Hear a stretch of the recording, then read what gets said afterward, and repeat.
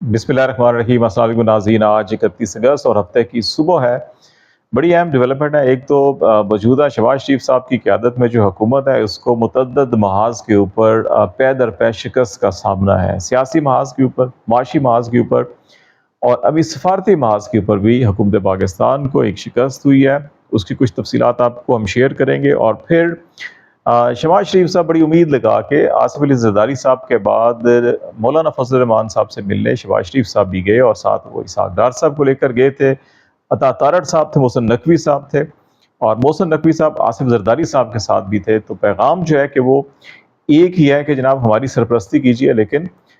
मौलाना साहब ने बड़ा साफ इनकार किया है। और इस इनकार से और ज़रदारी साहब के बाद शहबाज शरीफ साहब का जाना और दोनों हजरात के साथ मोहसिन नकवी का जाना,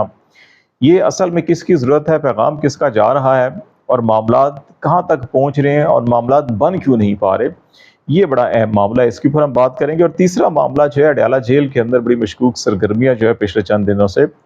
बहुत तेज़ी के साथ उनमें इजाफा हो रहा है और ख़ास तौर के ऊपर इमरान खान की हमशीरा अलीमा खान ने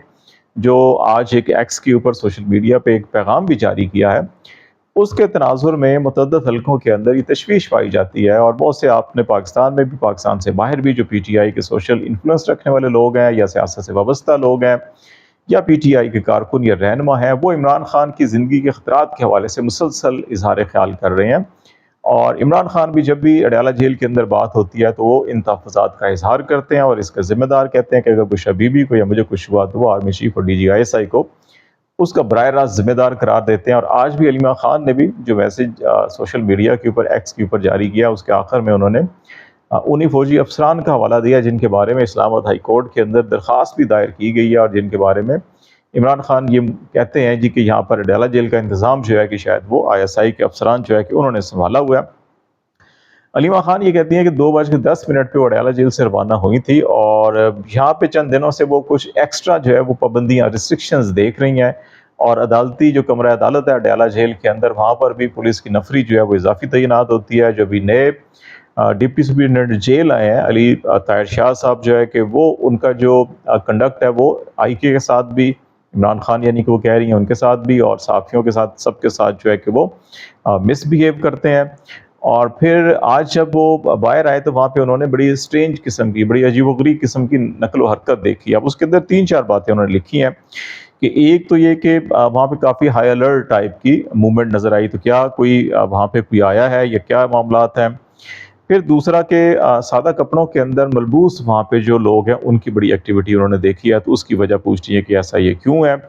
और फिर जेल के बाहर जो है कि मुतअद्दिद गाड़ियाँ और लोगों की जो है कि वो चेकिंग की जा रही है और वहाँ पर तमाम गाड़ियों की चेकिंग की जा रही है। लेकिन जेल में जो है कि मुतअद्दिद गाड़ियाँ जो हैं वो अंदर गई हैं, लेकिन उनकी चेकिंग नहीं की गई, उनको देखा नहीं गया कि उनमें कौन लोग हैं और वो क्यों अंदर जा रहे हैं। तो ये चीज़ें जो है कि उन्होंने तज़किरा किया। और फिर ये कहा कि अडयाला जेल में इस वक्त जो इमरान खान की हिफाजत या सिक्योरिटी के ऊपर मामूर लोग हैं और ख़ास तौर के ऊपर वो लोग जो उन्होंने हवाला दिया, जिस पर अभी मैंने कहा कि इस्लामाबाद हाई कोर्ट के अंदर पिटिशन भी फाइल की गई है, उनके ऊपर इन्होंने जिम्मेदारी आयद की है। अभी जो 30 अगस्त को आखिरी वहाँ पे हेयरिंग हुई थी, उसके अंदर हमने ये भी नोट किया कि सहाफ़ियों को नहीं जाने दिया गया। इस्लामाबाद हाई कोर्ट के अंदर पिटिशन फाइल की गई, साकिब बशीर ने, समी इब्राहिम ने भी, और हाई कोर्ट ने कहा कि बिल्कुल ये जाएंगे और अगर नहीं जाने दिया जाता तो ये तो ओपन कोर्ट का मकसद ही ख़त्म हो जाता है और ये तो ओपन कोर्ट ट्रायल है, तो इसलिए ये नहीं होना चाहिए। अभी गुज़श्ता रोज़ जो है कि 30 अगस्त को कुछ तकरीबन 13 सहाफ़ी जो है कि अडयाला जेल के बाहर मौजूद थे। सिर्फ 5 सहाफ़ियों को इजाज़त दी गई अंदर जाने की और उन्होंने अंदर जाके वहाँ पे शिकायत भी की, जज साहब के नोटिस में भी लेकर आए। इमरान खान ने भी वहाँ पे जज साहब से कहा जी कि इनसे पूछा जाए कि बाहर सहाफ़ियों को क्यों रोका जा रहा है। फिर जज साहब ने जो है कि एक सहाफ़ी को बुलाया भी आगे, और वो जब जज साहब को बुलाने के ऊपर सहाफ़ी जज साहब की तरफ जा रहे थे तो उस वक़्त भी अडयाला जेल के पुलिस एहलकारों ने उनको रोकने की कोशिश की ताकि वो आगे ना जा सकें, सख्ती से रोकने की कोशिश की। लेकिन फिर जज साहब ने जब उसके अंदर मुदाखलत की तो फिर उनको जाने दिया। तो ये अगर जज साहब की मौजूदगी के अंदर वहाँ पे ये हो रहा है तो बाहर क्या होता होगा।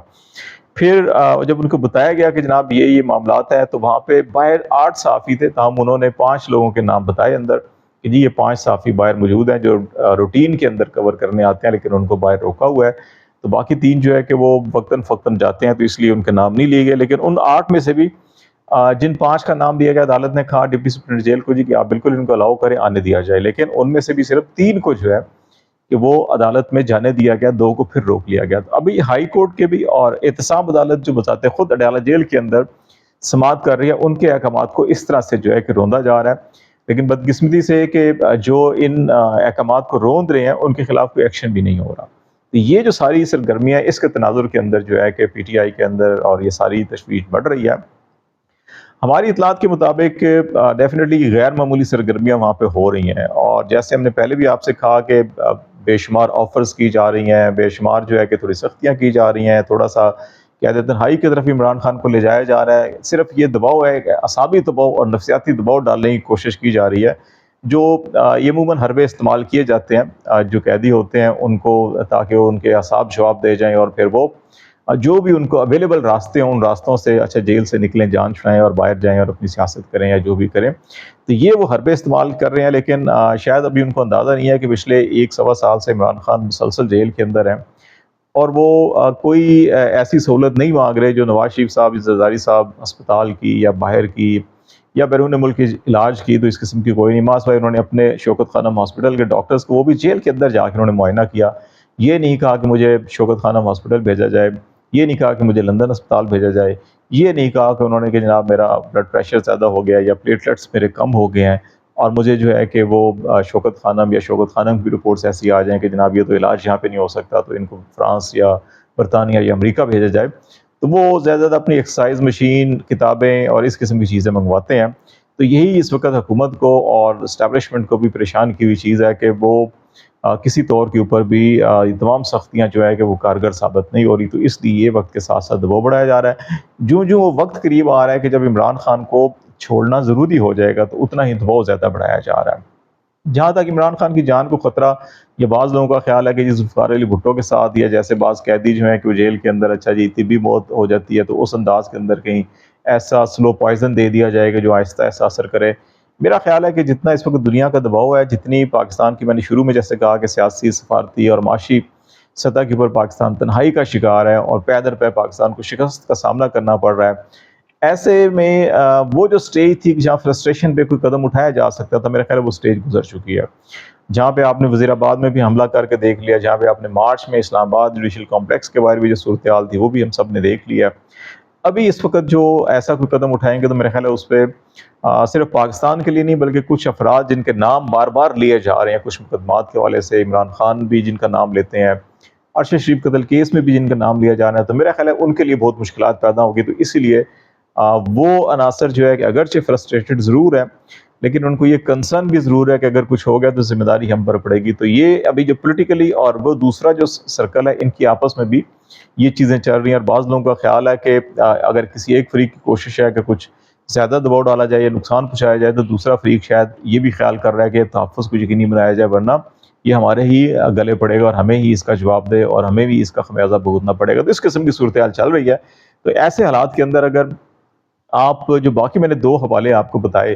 کہ سیاسی سطح کے اوپر جو ہے کہ حکومت کو ابھی جیسے میں نے آج اس سے پہلے ویلاگ میں کہا کہ حکومت نے جہاں پہ 300 ارب روپے وفاقی ترقیاتی بجٹ میں کٹوتی کی ہے، اور ان 300 میں سے 50 ارب روپے جو ہے کہ ارکان پارلیمنٹ کے لیے جو ترقیاتی منصوبے مختص کیے گئے تھے ان کی کٹوتی کی گئی ہے۔ تو اس کا یہ مطلب ہے کہ ابھی ایسے موقع کے اوپر جہاں پہ حکومت کو نمبر ضروری ہوں اور بہت شدید ضرورت ہو، وہاں پہ تو 50 ارب اضافی دیے جاتے ہیں۔ جیسے آپ کو یاد ہوگا پی ڈی ایم کی حکومت آئی تھی، الیکشن کے لیے پیسے نہیں تھے لیکن ارکان پارلیمنٹ کو پیسے دیے جا رہے تھے کیونکہ الیکشن میں آگے جانا تھا۔ ابھی جو ہے کہ حکومت کو اگر 2/3 کے لیے نمبر چاہیے اور یہ کانسٹیٹیوشنل پیکیج سارا کا سارا منظور کروانا ہے تو پھر تو جو ہے کہ یہ مزید اس کے اندر اضافہ ہونا چاہیے تھا ارکان پارلیمنٹ کے لیے۔ 50 ارب روپے کمی کا مقصد یہ ہے کہ یہ نظر آ رہا ہے حکومت کو کہ نہیں وہ کھیل ختم ہو گیا ہے۔ تو اب جو سیاسی سطح کے اوپر جو ہے کہ مولانا فضل الرحمان صاحب کو آج شہباز شریف صاحب نے کہا جی ہماری سرپرستی کیجیے، تو ہمارے ساتھ آئیں، ہماری سرپرستی کیجیے، تو مولانا صاحب نے بڑا واضح الفاظ میں انہوں نے کہا میں تو وہیں کھڑا ہوں جو پہلے کھڑا تھا، آپ نے راستہ بدل لیا ہے، تو آپ اپنا راستہ بدل لیں، ہمارے راستے پہ آ جائیں تو پھر ہم آپ کی سرپرستی کر لیں گے۔ تو اس کا مطلب ہے کہ ان کا یہ کہنا ہے کہ آپ نے جو جس انداز کے اندر الیکشن نتائج اور یہ سارا جو کچھ چیزیں ہیں، مولانا فضل الرحمان صاحب کا جو نقطۂ نظر ہے وہ بار بار جو ہے کہ اسمبلی فلور کے اوپر بھی اور عوام میں بھی اور جلسہ جلوس میں بھی، پریس کانفرنس میڈیا کے اوپر بیان کرتے ہیں، وہ سب کو معلوم ہے۔ تو مولانا صاحب بھی کہہ رہے ہیں کہ جناب حکومت چھوڑیں اور جس کا مینڈیٹ ہے اس کو مینڈیٹ دیں، یا عوام میں دوبارہ آئیں اور دوبارہ جو ہے الیکشن کرائیں۔ یہ چیزیں جو ہے کہ ان کا جو ہے دو ٹوک اس جواب ان کو دیا گیا۔ اور کیونکہ اس سے پہلے بھی ہم نے کہا تھا کہ سینٹ کے حوالے سے زرداری صاحب کام کر رہے ہیں، اسمبلی کے حوالے سے شہباز شریف صاحب نون لیگ کو ٹاسک دیا گیا ہے، لیکن اس وقت تک کی اطلاعات کے لیے انہوں نے دونوں کو جو ہے کہ جواب دیا ہے۔ تو اس تناظر کے اندر اب جو تیسری خبر ہم کہہ رہے ہیں کہ معاشی سطح کے اوپر تو IMF، سعودی عرب، چین، وہ سارے معاملات آپ کو بار بار بتا رہے ہیں، وہ آپ کے علم میں ہے کہ ابھی کوئی ہمیں نہیں دے رہا، یا خبریں اس قسم کی آ رہی ہیں کہ سعودی عرب نے کہا ہے کہ یہ ریکارڈ ایک منصوبہ ہے، اس کے اندر جو پاکستان کے شیئر ہیں 25%، ان میں سے 15% ہمیں دے دیں۔ ایک تو ہماری انویسٹمنٹ ہو جائے گی اس کے اندر، دوسرا پھر جو ہے کہ ہم دیکھیں گے آپ کے باقی جو معاملات ہیں ان کو بھی ہم دیکھیں گے۔ تو اس طرح سے اگر یہ ریکارڈ ایک کے 15% شیئر بیچیں گے تو اس کا مطلب پاکستان میں آپ اثاثے بیچ کر جو ہے کہ اگر اس کو انویسٹمنٹ کہتے ہیں تو پھر یہ تو شاید انویسٹمنٹ نہیں ہوگی۔ تو اس صورتحال کے اندر اگر جو اہم معاملہ جو ایک سیاسی سطح کے اوپر، سفارتی سطح کے اوپر پاکستان کو ایک ناکامی ہوئی ہے، ابھی آپ نے پچھلے دنوں دیکھا ہوگا کہ جو PTI کے فہیم خان ہیں، کراچی سے الیکشن بھی جیتے تھے نیشنل اسمبلی کا، انہوں نے خانہ کعبہ پہ کھڑے ہو کے جو حلفاً یہ کہا جی کہ عمران خان نے کبھی بھی ہمیں نہیں کہا کہ فوجی تنصیبات کے اوپر حملہ کرنا ہے یا پرتشدد مظاہرے کرنے ہیں 9 مئی کے حوالے سے۔ انہوں نے ہمیشہ کہا کہ فوج بھی میری ہے، پاکستان بھی میرا ہے، اور میں یہاں خانہ کعبہ میں کھڑا ہوں، یہاں پہ حلفاً یہ کہہ رہا ہوں، اور جو لوگ ہم پہ الزام لگاتے ہیں وہ بھی آ کے یہاں پہ حلف اٹھائیں اگر سچے ہیں۔ تو یہ انہوں نے بیان جاری کیا تھا۔ اس کے اوپر پاکستان کی حکومت نے، پاکستان کے سفارت خانے نے، پاکستان کی وزارت مذہبی امور نے ہر سطح کے اوپر سعودی عرب کو تحریری شکایات کی، اور ان کو یہ کہا گیا جی کہ یہ انتشار پسندی، خانہ کعبہ کے اندر کھڑے ہو کے، حرمین شریفین کے اندر کھڑے ہو کے، یہ صاحب جو ہے کہ سعودی عرب میں انتشار پسندی کے حوالے سے اور پاکستان میں انتشار پسندی کے حوالے سے جو ہے کہ یہ پیغامات جو ہے سوشل میڈیا کے اوپر جاری کر رہے ہیں۔ یہ شکایات کی گئیں، جس کے نتیجے میں ان کو ان کے ہوٹل کے کمرے سے اریسٹ کیا گیا، تحقیقات کی گئیں، وہاں پہ ٹرانسلیٹر بلائے گئے، انہوں نے وہ ویڈیو شیئرز کی، اور انہوں نے کہا کہ میں تو ایک مسلم ہوں، اور میں بطور مسلمان ایک حلفاً اللہ کے گھر میں کھڑا ہوں، اور اللہ کو گواہ بنا کے جو ہے کہ میں نے یہ ایک شہادت دی ہے، گواہی دی ہے کہ یہ ایسا کچھ بھی نہیں ہوا، عمران خان نے کبھی ایسا نہیں کہا، تو عمران خان کو یہ جھوٹے مقدمات کے اندر ملوث کیا گیا۔ تو اب وہ فہیم خان کے بقول جو ہے کہ وہاں پہ جو پولیس اہلکار تھے یا سعودی اتھارٹیز تھی، انہوں نے بھی فہیم خان کے موقف سے اتفاق کیا اور کہا کہ وہ بھی سمجھتے ہیں کہ عمران خان کے ساتھ زیادتی ہو رہی ہے، اور وہ بھی اس کی رہائی کے لیے دعا گو ہیں۔ اور جب انہوں نے ویڈیو کا کنٹینٹ دیکھا، جو مترجم بلایا، اس نے ترجمہ کر کے بتایا، تو انہوں نے کہا کہ نہیں، اس میں تو کوئی ایسی بات نہیں ہے، یہ تو ایک شہادت ہے، اور یہ تو ان حکام کے مطابق وہ بھی سمجھتے ہیں کہ یہ شہادت ہے، اور یہ شہادت ٹھیک ہے، اس میں تو کوئی ایسی حرج کی بات نہیں ہے۔ تو انہوں نے ان کو باعزت طریقے سے چھوڑ دیا، اور وہ وطن واپس بھی پہنچ چکے ہیں۔ انہوں نے اپنا سوشل میڈیا کے اوپر ویڈیو بھی جاری کی، اور آپ کو معلوم ہے کہ یہ وہ دیکھی بھی ہوگی آپ نے۔ تو یہ وہ صورتحال ہے کہ مطلب کہ ابھی دنیا جو ہے کہ نہ سیاسی محاذ کے اوپر، نہ سفارتی محاذ کے اوپر، نہ ہی معاشی محاذ کے اوپر اس حکومت کی کسی بات کو تسلیم کرنے کے لیے تیار ہے، اور یہ جہاں بھی قدم بڑھاتے ہیں، جہاں بھی یہ کرتے ہیں، وہ جھوٹا ایک نیریٹو بیان کرتے ہیں، اور پھر جب لوگ تحقیقات کرتے ہیں اور عالمی سطح کے اوپر خاص طور کے اوپر بڑی ہزیمت کا سامنا اٹھانا پڑتا ہے۔ اسی انداز میں ابھی جو ایوارڈ دیے گئے سول، اب اس کے اندر جو ہے کہ جو توشہ کیس کے اندر جو نیب نے جن کو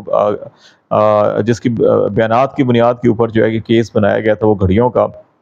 عمر فاروق کو، جس کو جو ہے کہ یہ ہلال امتیاز کا ایوارڈ دیا گیا۔ اب ناروے کے اخبارات نے اس کو رپورٹ کیا اور کہا جی کہ یہ ناروے میں 2010 میں جو نارڈیا بینک تھا، اس کا ایک سکینڈل تھا، جس کے اندر یہ فراڈ سکینڈل میں 60 ملین جو وہاں کی لوکل کرنسی ہے، 6 کروڑ، اس میں اتنی مالیت کا ایک فراڈ تھا، جس میں یہ وہاں سے جو ہے ان کو مطلوب ہے، اور انہوں نے اس کی گرفتاری کے لیے بھی وہاں سے آرڈر کیے ہوئے ہیں، اور پروسیکیوٹر اس کو فالو کر رہا ہے، اور ایک ایسا فرد جو انٹرنیشنل فراڈ کے اندر ملوث ہے، اس کو پاکستان میں اعلیٰ ترین سول اعزازات دیے جا رہے ہیں۔ تو یہ پاکستان میں دنیا بھر کی اس وقت سبکی ہو رہی ہے کہ الیکشن فراڈ،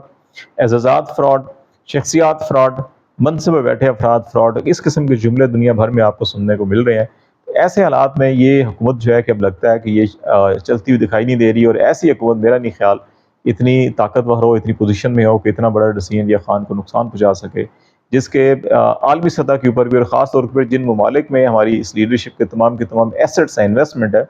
وہاں سے بھی ان کو بڑے کلیئر میسیج دیے گئے کہ یہ قدم نہیں ہونا چاہیے، یہ نہیں ہونا چاہیے۔ تو اس لیے میرا خیال ہے کہ ایسا کچھ نہیں ہوگا، صرف یہ شوشہ کے لیے، یہ اعصابی جنگ کے اندر اور یہ خبروں کے اندر اور ہجانی کیفیت پیدا کرنے کے لیے ضرور ہوگا، لیکن عملی طور پر میرے خیال کچھ نہیں ہوگا۔ آج تک کے لیے اتنا ہی۔ خالد جمیل کو اجازت دیجیے، اللہ حافظ۔